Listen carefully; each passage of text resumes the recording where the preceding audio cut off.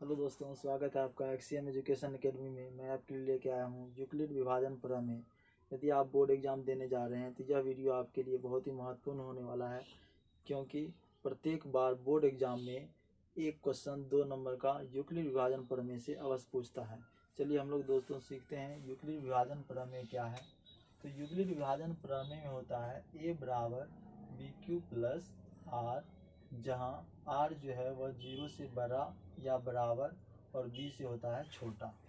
ए क्या है? तो ए को कहेंगे भाज्य, बी को कहेंगे भाजक, क्यू को कहेंगे भागफल और आर को कहेंगे शेषफल। दोस्तों, भाज्य, भाजक और भागफल या शेषफल क्या है, इसको समझने के लिए हम लोग एक एग्जाम्पल लेते हैं भाग का और देखते हैं क्या होता है भाज्य, भाजक और भागफल। जैसे 5 से एक संख्या है 24, इसमें हम भाग देंगे तो लगाएंगे 5 चौके 20, यानी कि 4 में से 0 घटेगा तो 4, 2 में से 2 घटेगा तो कट जाएगा।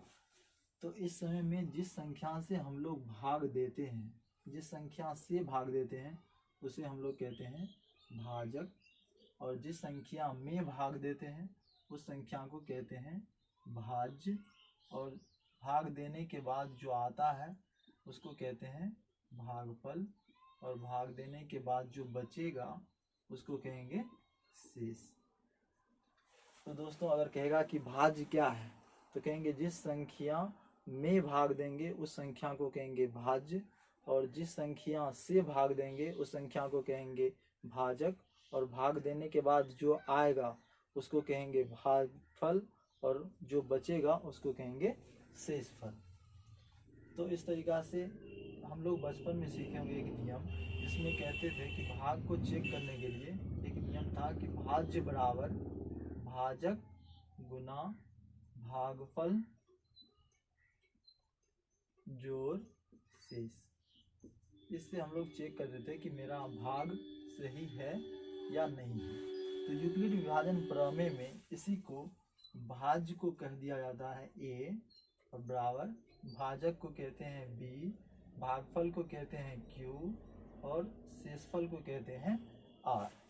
अब शेष का वैल्यू जो होता है वह 0 से बड़ा या बराबर और b से क्या होता है, छोटा होता है। अब यह r का वैल्यू जो है वह 0 से बड़ा या बराबर और b से छोटा कैसे होता है, इसको हम समझने का प्रयास करते हैं। जैसे एक संख्या लेते हैं 3, और 3 से भाग देंगे 3 में, लगाएंगे 3 एकम 3, यहाँ पे कट गया, शेष हो गया 0। फिर एक और संख्या लेते हैं, 3 से भाग देते हैं 4 में, 3 एकम 3, 4 में से 3 घटेगा तो 1, 3 से भाग देंगे 5 में, 3 एकम 3, 5 में से 3 घटेगा तो 2, फिर 3 से भाग देंगे 6 में, 3 दूना 6, और इस तरीक़ा से यहाँ पे शेष हो गया 0। दोस्तों, यहाँ ध्यान से देखिए, यहाँ पे भाजक जो है वह 3 है, और एक जगह भाजक क्या है 3 है, और भाज्य को हम बदल बदल के रखे हैं ताकि ये चेक कर सके कि शेष क्या क्या हो सकता है। पहली बार में शेष देखिए, यहाँ पे शेष 0 आया है, फिर शेष 1 आया है, फिर 2 आया है, फिर अगली संख्या में शेष आ गया है 0, यानी कि शेष जो है वह 3 नहीं आया है, भाजक नहीं आया है। जितना भाजक है उतना शेष नहीं आया है। तो शेष जब भी होगा या तो 0 होगा या 0 से बड़ा होगा, तो वही लिखा गया आर जो होगा वह या तो 0 के बराबर होगा या 0 से बड़ा होगा, और b से छोटा होगा। b मतलब भाजक, भाजक से क्या होगा, हमेशा छोटा होगा। तो यही है यूक्लिड विभाजन प्रमेय। यूक्लिड विभाजन प्रमेय कहेगा क्या है, तो कहेंगे a बराबर बी क्यू प्लस आर, जहाँ r जो है वह 0 से बड़ा या बराबर और b से क्या होगा, छोटा होगा। तो यूक्लिड विभाजन प्रमेय से ज्ञात क्या किया जाता है, तो यूक्लिड विभाजन प्रमेय से ज्ञात किया जाता है HCF, यानी कि हाईएस्ट कॉमन फैक्टर, जिसको हम लोग हिंदी में कहेंगे महत्तम समापवर्तक। तो यूक्लिड, चलिए हम देखते हैं यूक्लिड विभाजन प्रमेय से कैसे HCF निकाला जाता है। तो हम एक संख्या लेते हैं 135 और 255। यूक्लिड विभाजन प्रमेय से इसका HCF निकालना है।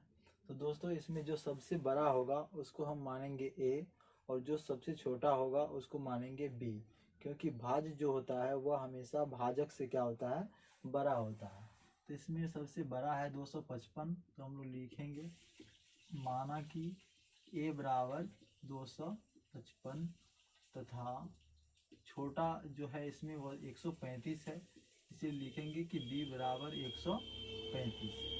फिर लिखेंगे यूक्लिड विभाजन प्रमेय से, यूक्लिड विभाजन प्रमेय से, यूक्लिड विभाजन प्रमेय से क्या होता है, तो a बराबर बी क्यू प्लस आर, जहाँ r जो है वह 0 से बड़ा या बराबर और b से क्या होता है, छोटा होता है। तो चलिए मान रखते हैं a की जगह पे a का वैल्यू कितना है, 255 है, और b की जगह पे कितना है, 135 है।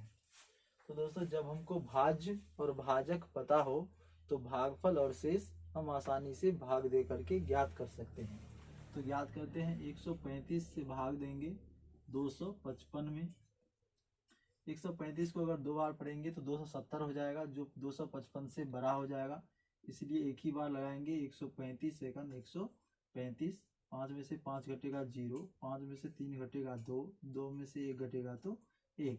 इस समय में भागफल जो है वह 1 आया है और शेष जो है वह 120 आया है, इसलिए हम भागफल के जगह पे लिखेंगे 1 और शेष के जगह पे लिखेंगे 120।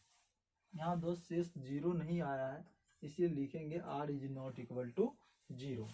जब शेष 0 नहीं होगा तो उस समय जो भाजक होगा उसको हम बना देंगे भाज्य, और जो शेष रहता है उसको बना देते हैं भाजक। और फिर भाज्य पता हो गया 135 और भाजक हो गया 120।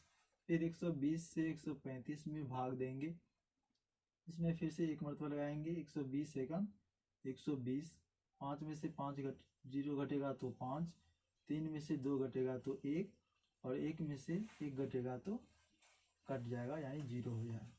इस समय भागफल आ गया 1 और शेष कितना बचा है, 15। तो लिखेंगे भागफल के जगह पे 1 प्लस शेष के जगह पे 15।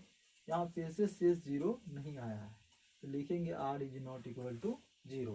दोस्तों जब तक शेष 0 ना आ जाए तब तक यह प्रोसेस हम लोग करते रहेंगे, और जिस समय में शेष 0 आ जाएगा उस समय जो भाजक होगा वही भाजक उन दोनों संख्याओं का HCF कहलाएगा। तो इस समय फिर से हम वही काम करेंगे, जो भाजक है उसको बना लेंगे भाज्य, और जो शेष है उसको बना लेंगे हम भाजक, और फिर इस भाजक से इसमें भाग देंगे, यानी कि 15 से 120 में भाग देंगे, यानी 15 8 120। सो 8 मरतबे में ये पूरा पूरा कट जाएगा, यानी शेष बच जाएगा 0। तो यहाँ लिखेंगे भागफल के जगह पे 8 और शेष हो गया 0। सो r इज इक्वल टू 0। दोस्तों शेष आ गया 0, और हम बोले थे जिस समय में शेष 0 आ जाएगा उस समय के भाजक को ही क्या कहेंगे, उन दोनों संख्याओं का HCF कहेंगे। सो HCF ऑफ 135 और 255 हो जाएगा 15। दोस्तों यदि आप भाग विधि से HCF निकालने जानते होंगे तो देखिए यहाँ पे वही प्रोसेस है भाग विधि से ही।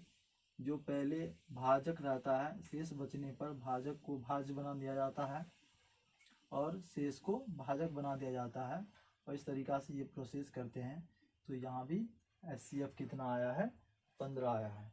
तो दोस्तों आपको यह वीडियो कैसा लगा? यदि अच्छा लगा तो लाइक, शेयर और सब्सक्राइब जरूर करें, और कमेंट में बताएं कि यह वीडियो आपको कैसा लगा।